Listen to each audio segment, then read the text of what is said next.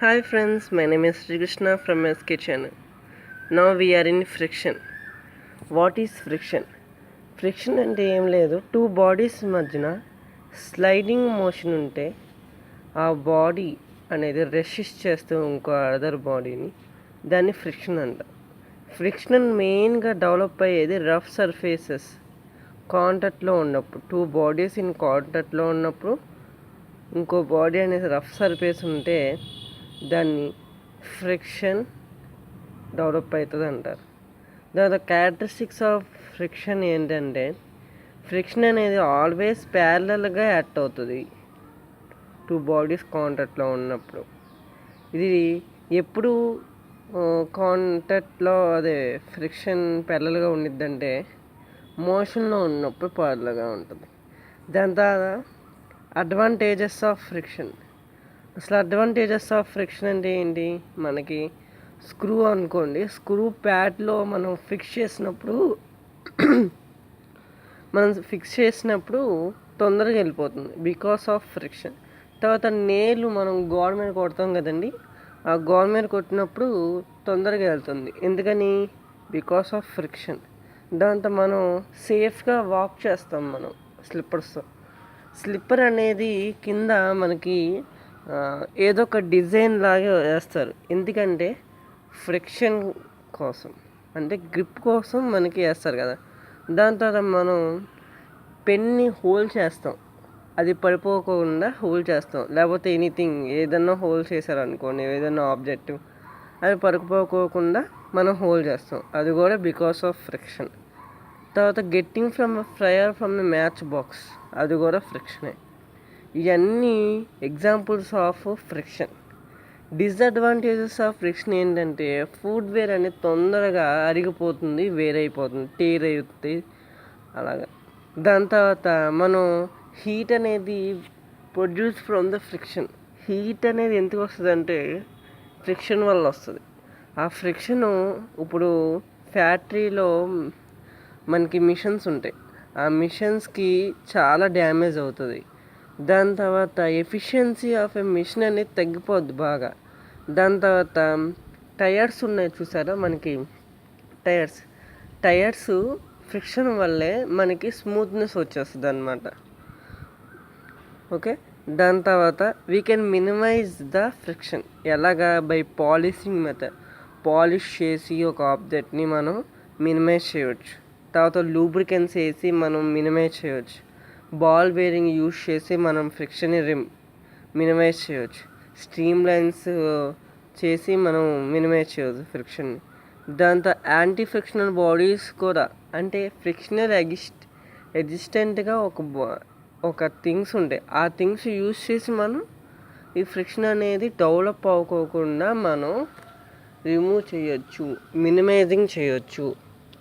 దాని తర్వాత వచ్చేసరికి మనకి ఇక్కడ మెయిన్గా టైప్స్ ఆఫ్ ఫ్రిక్షన్ అనేది చాలా ఇంపార్టెంట్.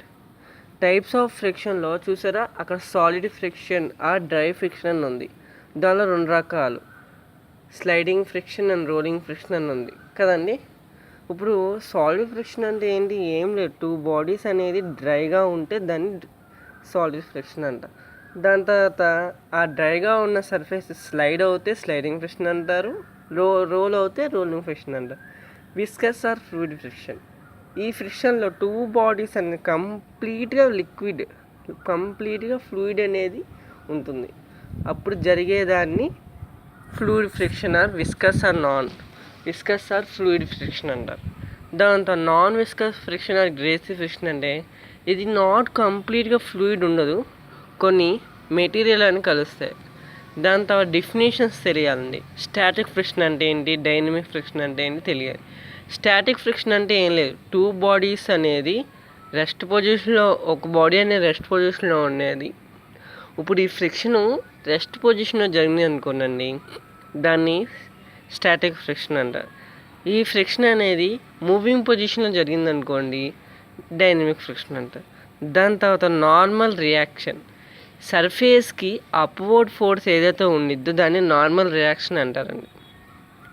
దాని limiting friction and the slide friction between the two bodies in contact.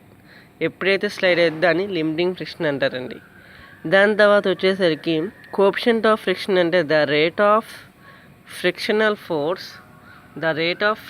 Force normal to the frictional force అనేది నార్మల్ ఫోర్స్కి ఉంటుందండి. దాన్ని కోఎఫిషియంట్ ఆఫ్ ఫ్రిక్షన్ అంటారు. ఈ కోఎఫిషియంట్ ఆఫ్ ఫ్రిక్షన్ని మ్యూతో డినోట్ చేస్తారండి. Mu is equal to F/N. Mu is equal to F/N. చూసారండి ఇక్కడ. దాని తర్వాత వచ్చేసి దీనిలో coefficient of static friction, coefficients of dynamic friction, rolling friction అంతే ఇదే డెఫినేషన్స్ అండి, ఏం లేదు. అక్కడ ఫ్రిక్షనల్ ఫోర్స్ తీసేసి స్టాటిక్ ఫ్రిక్షన్, డైనమిక్ ఫ్రిక్షన్ ఇక్కడ స్టేట్మెంట్లో ఉంది కదండి, దానిలో frictional force towards the normal reaction ఉంది కదండి. ఆ ఫ్రిక్షనల్ ఫోర్స్ తీసేసి static friction, dynamic friction, rolling friction, that's all. చాలా ఈజీ అండి ఈ చాప్టర్ అనేది. కాబట్టి దీనిలో లాస్ ఆఫ్ ఫ్రిక్షన్స్ ఉంటాయండి. లాస్ ఆఫ్ ఫ్రిక్షన్ చాలా ఇంపార్టెంట్. దీనిలో 3 మార్క్స్ క్వశ్చన్ డ్యామ్ షూర్గా పేపర్లో 3 మార్క్స్ క్వశ్చన్ ఉంటుందండి.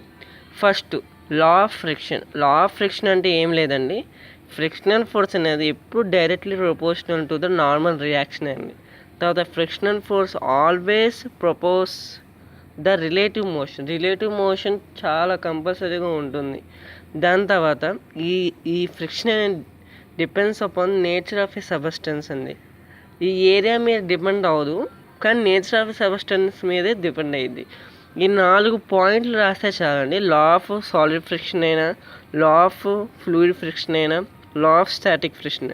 ఇక్కడ ఫ్రిక్షనల్ ఫోర్స్ దగ్గర law solid friction is directly proportional to the normal reaction.